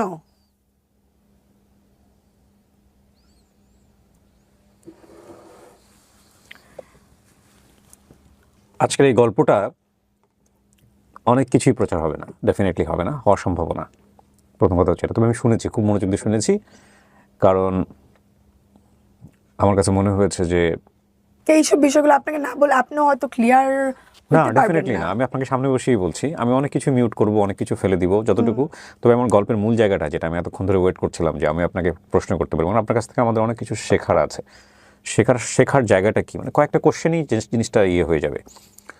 আপনার বয়স 28, আপনি নিজেও এখন আপনার মেয়েকে দিয়ে বোঝেন যে আপনি যে সিচুয়েশনের মধ্যে আছেন, মানে কিভাবে আপনাকে বড় করলে, আপনার বাবা মায়ের জায়গা থেকে যদি বলি আমরা, তারা দুজন সেপারেট হয়ে গেছে, বাট আপনার বেটার বড় হওয়ারটা কিভাবে তারা দিতে পারতো। এই ডিভোর্স বা এই সেপারেশনটা আনএভয়েডেবল, এটা মেনে। প্রথম কথা হচ্ছে যে ডিভোর্স কোনোভাবেই প্লিজেন্ট জায়গা থেকে হয় না। এক্সেপশন ক্যানট বি এক্সাম্পল, যে আমরা দুজন খুব সুখে আছি, কোনো একটা থার্ড পার্টির কারণে আমাদের ডিভোর্স হয়ে গেল, সেটা অন্য জিনিস। বাট দুজন মানুষ দুজনের কাছে এক্সট্রিম লেভেলের অপ্রিয় হলে এবং সম্পর্কটা মারাত্মক লেভেলের টক্সিক পর্যায়ে চলে গেলে, যখন আর বিয়ার করা যায় না, তখনই ডিভোর্সের পর্যায়ে যায়, ঠিক আছে? তো এই ডিভোর্সের জায়গাটাকে অনেকেই মিটিগেট করে সন্তানের জন্য বছরের পর বছর একই দেয়ালে থাকে, এবং সেটাও যে খুব বেটার একটা সলিউশন, সেটা আমরা সেই জায়গায় যেতে চাই না। কিন্তু আপনার আমার ব্যাপারটা পুরাই অন্যরকম। আপনার বাবা মায়ের জায়গাটা যে আমরা একসেপ্ট করে নিলাম যে তারা হ্যাপি কাপল ছিলেন না, তারা ডিভোর্স হয়ে গেছেন, ঠিক আছে, তা উইথ ডিউ রেসপেক্ট। কিন্তু আপনাকে বড় করার জায়গাটায় কিভাবে তারা বড় করলে আপনি আজকের এই জায়গাটায় বসে অনেক বেটার ফিল করতেন, জাস্ট আমাকে এটা বলেন। ছোটবেলার থেকে বাবা ছিল না বিধায় অনেক দূরছাই হয়ে আসলে মনে হয়েছে আমি বড় হচ্ছি। কি করতে পারতো আপনার বাবা, বা কি করতে পারতো আপনার মা? বাবা থাকলে আমার সাথে অনেক কিছু যেগুলো হয়েছে এগুলো হয়তো বা হইতো না, সাহস পাইতো না, অনেকে কিছু বলে দিল। বাবা কিভাবে থাকতে পারতো ডিভোর্সের পর? করা একটা ব্যাপার না এগ্রিড, কিন্তু বাবা থাকতে পারতো কিভাবে, আপনি আমাকে এটা বলেন। মানে বাবা ডিভোর্স হয়ে যাওয়ার পর থাকতে পারতো কিভাবে? সে চাইলে থাকতে পারতো। সে এমন না অনেক দূরে থাকে, একই এরিয়ার, এক ঘন্টারও কোনো ডিস্টেন্স না। সে চাইলেই তো এখন যেটা করতেছে। এখানে আপনার মার কোঅপারেশন কি জরুরি ছিল, মানে আপনার বাবা থাকার জায়গাটা? আমার মার কর্পোরেশন কি ছিল না ছিল, আমার মা এতদিন ধরে আমার যা আছে স্টিল না আমার সাথে আছে, তার জন্য তার সকল দোষ ত্রুটি আমার কোনো দোষ ত্রুটি না, কারণ সে আমাকে নিয়ে আসে। তুমি তো চাইলে পারতা। সেটা তো সে চেয়েছে বোধহয়, কারণ সে ওই আমলে একবার চাইছিল, তারপরে এতদিন চাইলে না। তুমি নাকি এই যে আর যে কিবরিয়ার শো নাকি দেখতা, এটাতে নাকি তোমার পছন্দ ভালো লাগতো, তাহলে তুমি ওই ছোটবেলায় 50 বছর আগে একবার চেষ্টা করছো, এটাই তোমার এখন আমার বলার দুইটা জিনিস রয়েছে। তো এই শোতেও আসতা, তারপরে ট্রাইটা কই তোমার, এই শোতে আসতা, বলতা আমার এরকম এরকম হয়েছে, আমার মেয়েকে আমি চাই, মেয়ের সাথে দেখা করতে দেয় না। প্রথম কথা হচ্ছে যে লামিয়া, আমার শোটা আসলে ট্রায়ের জায়গা না, আমার শোটার একটা গ্রেট লার্নিং মানে আছে। কিন্তু আপনি যদি আপনার এই অনুষ্ঠানটা আমি যদি প্রেসাইজলি আনতে পারি আমাদের সামাজিক যোগাযোগ মাধ্যমে, এখানে একটা জিনিস দেখেন কত বড় একটা শিক্ষণীয় ব্যাপার আছে, যে লামিয়া একটা ব্রোকেন ফ্যামিলির, আমি এই শব্দটা নিয়ে আপত্তি করি, আমি যদিও আমাদের ব্রোকেন ফ্যামিলি তে বড় হচ্ছে, কিন্তু কথা হচ্ছে, আমার কথা হচ্ছে এরকম একটা ফ্যামিলিতে বড় হওয়ার পরেও বাচ্চাকে একটা বেটার লাইফ দেওয়া যায় কিনা, এই জায়গাটায় ধরেন আপনার বাবার ভূমিকা কি থাকতে পারতো, মায়ের ভূমিকা। আর আপনার যে ধরনের কথা শুনে শুনে আপনি বড় হয়েছেন পারস্পরিক জায়গা থেকে, বাবা বলেছে মায়ের এগেনিস্টে, মা বলেছে বাবার এগেনিস্টে, এই জায়গাটা তো আপনি কোনোভাবেই জাজমেন্টে নিতে পারেন। আপনার কখনো মনে হচ্ছে মা রাইট, কখনো মনে হচ্ছে বাবা রাইট, কখনো মাকে ভালো লাগেনি, কখনো বাবাকে ভালো, কখনোই মনে হইতো না। বাট আমার মার কাছ থেকে যা একটা জিনিস শুনলাম, তখন আমি জাস্ট ভেঙে চড়ে গেছি। রাইট, এটা বলবো এই দুইটা জায়গাটা কি দুজনে যদি দুজনের সম্পর্কে না বলতো তাহলে কি বেটার হতো আপনার জন্য? হ্যাঁ, দ্যাটস মাই পয়েন্ট। এই 28 বছর পরে সেসব ফাইজলামি করার দরকার ছিল না। That is my point. আমি ভালো ছিলাম। আমি শুধু একটা জিনিসই বলতে চাচ্ছিলাম আজকের এই গল্পে, সেটা হচ্ছে সন্তান দুজনের মাধ্যমে আল্লাহ পৃথিবীতে পাঠান, দুজনই কোনো না কোনোভাবে একটা সংসার না টিকানোর জন্য দুজনই কোনো না কোনোভাবে এখানে ব্যালেন্স করতে পারেননি। কে পেরেছেন কে পারেননি সেটা বড় বিষয় না, বিষয়টা হচ্ছে মিউচুয়াল রেসপেক্টের জায়গা থেকে, সমঝোতার জায়গা থেকে এরকম হওয়া উচিত। আমরা including me, I am not giving advice, হওয়া উচিত। যেহেতু মা হিসেবে সে দুনিয়াতে নিয়ে এসছে, সুতরাং তার জায়গা থেকে অ্যাক্সেস থাকবে, বাবা হিসেবে যেহেতু নিয়ে এসছে তার জায়গা থেকে। হ্যাঁ, তারপরে আমরা ডিফারেন্ট ফ্যামিলিতে চলে যাই, কিন্তু এই বাচ্চার মুখের দিকে তাকিয়ে এটা একটা খুবই কমপ্লেক্স একটা জায়গা। কারণ সংসার জীবনে দেখা গেল ছেলে পরবর্তীতে যাকে বিয়ে করছেন, বাবা যাকে বিয়ে করছেন, তিনি হয়তো কোনোভাবেই এক্সপেক্ট করছেন না যে তার সন্তান বা তার প্রিভিয়াস ওয়াইফ সেখানে একটা নর্মাল অ্যাক্সেস থাকুক, সেটাকে খুব সহজভাবে নিতে পারেন না, ভাইস ভার্সা, সেটা মহিলার জায়গা থেকে হতে পারে। কিন্তু আমরা আসলে কোনো উদাহরণ সেট করতে পারি কিনা, আমি এই গল্পটা প্রচার করে আমি আসলে ইনভাইট করতে চাই, যদি এরকম কেউ থেকে থাকেন যে না ব্রোকেন ফ্যামিলিতেই হয়েছে কিন্তু তারপরও বাবা এবং মা খুব সুন্দরভাবে জিনিসটাকে মেনটেন করেছেন এবং এটা নিয়ে তাদের মধ্যে কোনো ধরনের কোনো শ্লাঘা নেই, এটা নিয়ে তাদের মধ্যে কোনো ধরনের কোনো কষ্ট নেই, যে না, যে বাবা যেভাবে বড় করেছেন, মা যেভাবে বড় করেছেন, তারা ডিভোর্স হয়ে যাওয়ার পরেও এই বড় হওয়াটা বেস্ট বড় হওয়া ছিল এবং সন্তান হিসেবে তারা দুজনকে নিয়ে প্রাউড ফিল করেন। আমি এই রকম সন্তানকে খুঁজতেছি আজকের এই এপিসোডটা প্রচার হওয়ার পরে, বিকজ আমি কিছু এক্সাম্পল সামনে নিয়ে আসতে চাই। দেখুন, divorce is a part of life, divorce হবেই, ডিভোর্স হওয়া উচিত। কারণ একটা মানুষ একটা টক্সিক সম্পর্কে সারা জীবনে কেন থাকবে? এটা রিলিজিয়াসলিও যেমন অ্যাকসেপ্টেবল, তেমনি সামাজিকভাবেও অ্যাকসেপ্টেবল। মেয়ের ভালো লাগছে না, হাজব্যান্ডের ভালো লাগছে না, ওয়াইফের ভালো লাগছে না, টিকতে পারছে না, ভাই জীবনটা তো একটাই, ঠিক আছে, বেটার অপশন আপনারা জানেন, ফাইন। কিন্তু সন্তানের উপরে সন্তান এফেক্ট হবে, কিন্তু সন্তান একটা ট্রমার মধ্য দিয়ে বড় হবে, সে কখনো বাবার পক্ষে, কখনো মায়ের পক্ষে, মার কাছ থেকে বাবার সম্পর্কে বাদে শুনবে। ব্যাপারটা লাস্টে ভাই আরো ডেঞ্জারাস। আমি জানি না ডেঞ্জারাসটা আমি হয়তো শুনবো আপনার কাছ থেকে, কিন্তু কতটুকু আনতে পারবো এখানে। কিন্তু আমি যেটা বলতে চাই যে এই এনভায়রনমেন্টটা থেকে বের হয়ে আসার জন্য কি করা যেতে পারে, এবং এটার একটা ইনস্টিটিউশনাল ফ্রেমওয়ার্ক থাকা উচিত কিনা, যে ডিভোর্স হয়ে যাওয়ার পরে সন্তানকে বড় হয়ে যাওয়ার জন্যে যে একটা কাউন্সিলিংয়ের জায়গা বাবা মাকে বা সন্তানকে, যে ঠিক আছে ফাইন এইভাবে বড় করা উচিত, রাষ্ট্রীয় জায়গা থেকেও একটা সুন্দর অবয়ব থাকা উচিত কিনা। এবং এটা খুবই ডিফিকাল্ট একটা জায়গা, কিন্তু এটা নিয়ে আমাদের মনে হয় কাজ করা উচিত। কারণ যে হারে ডিভোর্সের সংখ্যা বাড়ছে সারা বাংলাদেশে, সাফারার তো সন্তানরাই হচ্ছে, এবং সেই সন্তানের সাফারিং, বাবা মা সাফারিং তো ডেফিনেটলি হন, কিন্তু সবচেয়ে বড় সাফারিং তো এরা হন। তো সেই জায়গাটি থেকে আমাদের মনে হয় এখন একটা বড় অ্যালার্মিং যে আমরা আসলে সন্তানদেরকে কিভাবে বড় করবো। আপনি কখনো সাইকিয়াট্রিস্টের কাছে গেছেন? আপনার ফিল হয়েছিল বাট যাইনি। কখনো সুইসাইডাল অ্যাটেম্প্ট নিয়েছেন? কখনোই হয় নাই। জাস্ট নাও ইট ইজ মনে হয় আল্লাহ মরে গেলে মনে অনেক শান্তি লাগতো। আই জাস্ট হেট এই সুসাইড ম্যাটারটা, কখনো চিন্তাও করি নাই আমি কখনো চিন্তা করবো এটা। কিছুদিনের মধ্যে অনেক কিছুর জন্য ফিল হয় যে মরে গেলে মানে সব ঝামেলা যাইতো গা লাইফ থেকে। একটা কথা আমি একটু অ্যাড করতে চাইবো, অনেকের মনে হইতে পারে অনেকে তো ব্রোকেন ফ্যামিলির আছে, এত মানুষের তো এত কষ্ট না, তোমার এত কেন কষ্ট হচ্ছে এখন? সো আমার ছোটোবেলার একটু করে আমি বেড়ে ওঠাটা বলবো যে কেন কষ্ট, কেন বাবা থাকলে মনে হয় এটা হইতো না। খালি ব্রোকেন না, আমি মার সাথেও থাকতে পারি নাই তখন, যেটা হইতো ক্লাস 5 পর্যন্ত না হইলেও আমি 10টা স্কুল, মাদ্রাসা, হোস্টেল চেঞ্জ করা হয়েছে আমাকে, এরকম এরকম এরকম। আমার মারও দোষ দিব না, ওই যে সিঙ্গেল হয়ে গেলে তখন তো ঘাড়ে পড়ে টেক কেয়ারের ব্যাপারটা, টাকা পয়সার ব্যাপারটা, সেটা নিয়ে ব্যস্ত ছিল। আমি নানির কাছে থাকতাম, একবার খালার কাছে থাকতাম। খালা কয় আমি তোরে তো বড় করছি, মানে এখন বড় করছে আমার খালা, আমার নানি একটা ব্লেসিং আমার জন্য, তারা সময় দিছে বিধায় টুকটাক এই ফ্যামিলি ম্যানার্সটা ভিতরে আছে মেবি। মা ছোটবেলার থেকেই আসলে বাইরের কাজগুলো সে খুব ভালো করতে জানতো, তো যার জন্য আমার কষ্টটা যে এরকম। একবার থাকলাম ছোট খালার বাসায় নানির সাথে, আবার একবার মাদ্রাসায় হোস্টেল, মানে হোস্টেলে ছোট, আমি সবার থেকে ছোট। মাদ্রাসায় গেছি, মাদ্রাসায় সবার থেকে বাচ্চা একটা মানুষ, আমি খাইতে পারতাম না ঠিক মতো, আমার পাশের মানুষ আমাকে খাওয়াই দিত। হোস্টেলে গেছি, হোস্টেলে সবার থেকে ছোট্ট একটা মানুষ, আমি নার্সারির বাচ্চা হোস্টেলে থাকি, আমার থাকতে হয়েছে। তারপর যেটা হইলো, যখন আরেকটু বড় হইলাম, আমাকে আমার ইংলিশ মিডিয়ামে পড়ার অনেক ইচ্ছা ছিল, তো আমার মা ধানমন্ডিতে, আমার বড় খালা, ছোট খালা গেল, নানু গেল, এবার বড় খালার কাছে গেছি। আমার লাইফটা দেখেন কি যা যাবর।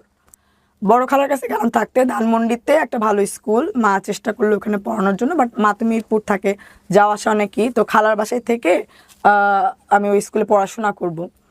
আমার তখন পড়াশোনার সাথে ওই সময় বাচ্চাদের পড়াশোনা নিয়ে এত মানে ফ্যাসিনেশন থাকে না, আমার খুব ভালো একটা ফ্যাসিনেশন ছিল, ভালো একটা স্কুল, ভালো একটা এনভায়রনমেন্ট, ফাইনালি আমি এনজয় করতেছিলাম। স্কুলে যাচ্ছি আসতেছি, আমি রাত্রেবেলা আমার খালা খালার মেয়েকে নিয়ে বসে সিরিয়াল দেখতো। অ্যান্ড আমি যখন স্কুল থেকে কি আমার তো টিচার ছিল না, তখনও টিচার দেওয়া হয় নাই। সো অঙ্ক না বুঝলে আমি যাইতাম, আপুরা তখন কলেজে পড়ে, কেউ 10-এ পড়ে, যাইতাম বুঝাই দেওয়ার জন্য যে আপু একটু বলো না এগুলো কেমন কি। একদিন করলো, 2 দিন করলো, 3 দিনের দিন ওনাদের সিরিয়াল দেখাতে ডিস্টার্ব হচ্ছিল। আমি স্কুল থেকে সব শিখে আসতে পারি না, এই জায়গায় এসে এখন গুতাই কেন, বারবার গুতাই কেন। আমি নয় কথাটা খুব কষ্ট পেয়েছি, সেই ছোটোবেলার কষ্ট।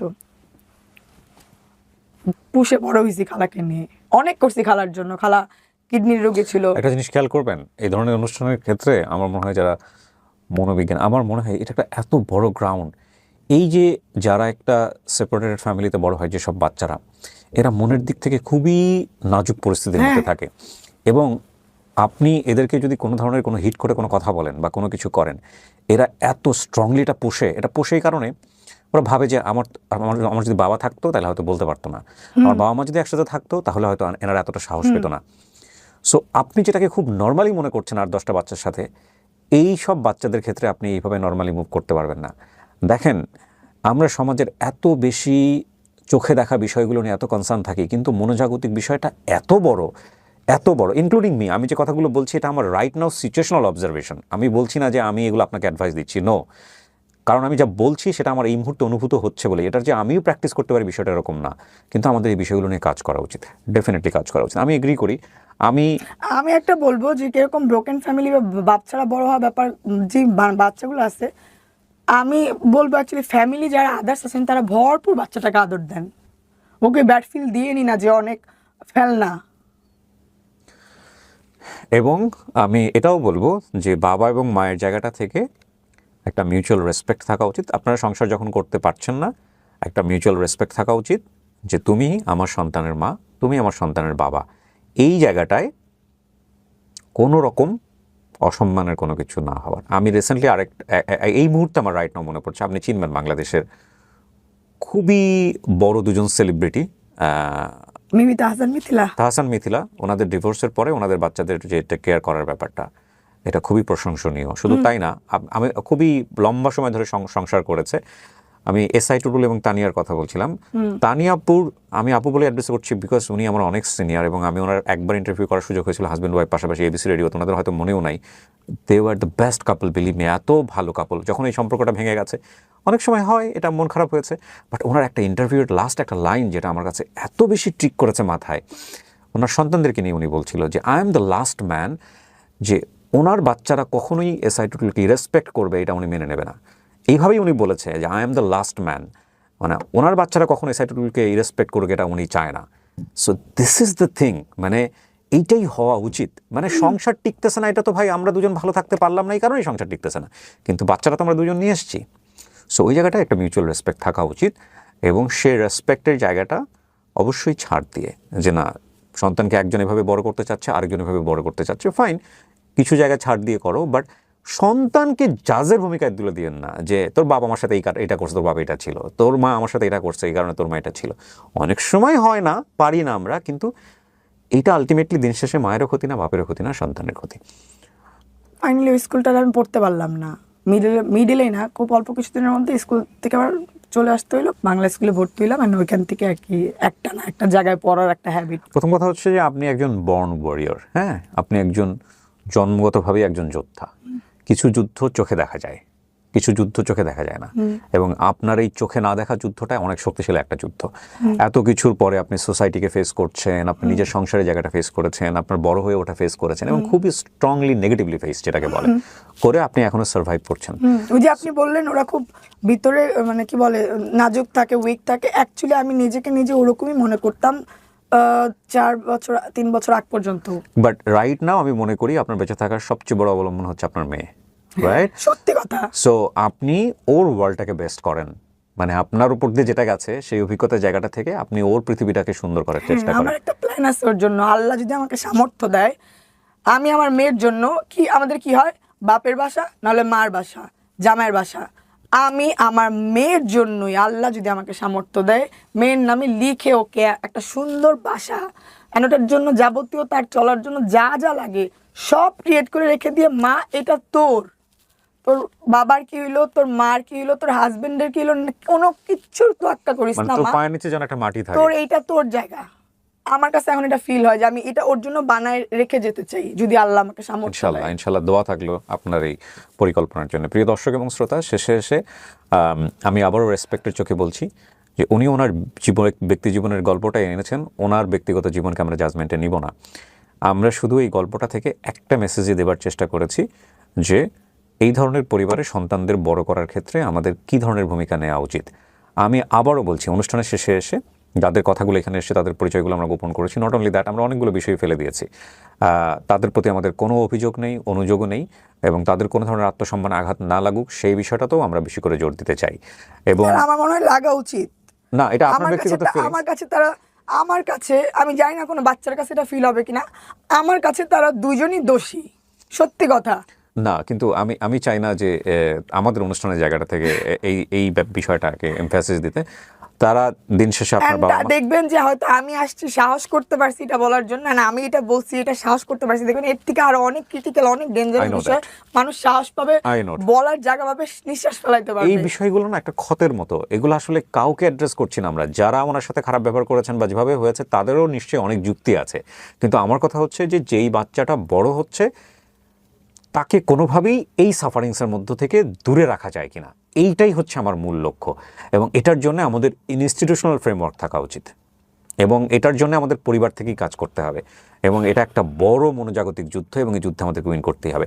আমি অনুষ্ঠানের মাধ্যমে স্পেশালি আহ্বান করতে চাই যে এরকম ব্রোকেন ফ্যামিলিতে বড় হয়েছেন, কিন্তু বাবা এবং মা বোথ সাইডকে রেসপেক্ট করে বড় হয়েছেন এবং সেই সুযোগটা দিয়েছেন, এরকম ছেলে মেয়ে যদি থাকেন প্লিজ আপনারা আমাদেরকে মেইল করেন। আমার মনে হয় এগুলোকে আমাদের এখন বেশি বেশি ফোকাস করা উচিত, এবং এই বিষয় স্টোরিগুলো নিয়ে আমাদের সামনে আসা উচিত। লামি, আমি অনেক ধন্যবাদ জানাই। আপনার তো কোনো উপকার হবে না ডেফিনেটলি এই স্টোরি দিয়ে, বাট আপনি যতক্ষণ গল্প করেছেন আমার মনে হয় আপনি কিছুটা হলেও হালকা হয়েছে। হ্যাঁ, আমি হালকা হয়েছি। অ্যান্ড এরকম আমার অ্যাকচুয়ালি বিষয়টা হচ্ছে যেটা, আপনারা সেপারেশন হয়ে যান, কোনো সমস্যা নাই, বাট একটা ছোট্ট বাচ্চাকে আপনারও রাইট নাই, মানে মারও রাইট নাই, বাবারও রাইট নাই। আপনাদের নিজেদের মন গড়া কাহিনী বলে বলে একজন ছোটবেলার থেকে বড় করবেন, একজন বড় হওয়ার পর আরেক কিছু শোনাবেন। Exactly. আপনাদের এই রাইট নাই। এক্স্যাক্টলি, উচিত না। ইটস আ রিভেঞ্জ গেম, এবং don't play with this game, don't play. Actually fact হচ্ছে যে যেই এটা প্লে করবে সেই সাফারার হবে টুডে অর টুমরো। আপনি তার বাপের পরিচয় ভুলিয়ে দিলে কিংবা মায়ের পরিচয় ভুলিয়ে দিলে আপনি যদি মনে করেন আপনি উইন করবেন, আপনি নিশ্চিত থাকেন আপনার এই সন্তান সাফার করবে এবং আপনিও সাফার করবেন, এবং এটা আপনি করবেনই, এ ব্যাপারে কোনো সন্দেহ নেই। হ্যাঁ, এভাবে ভবিষ্যৎ নিয়ে কথা বলা অন্যায়, আল্লাহ সেই পরিবেশ না দিক।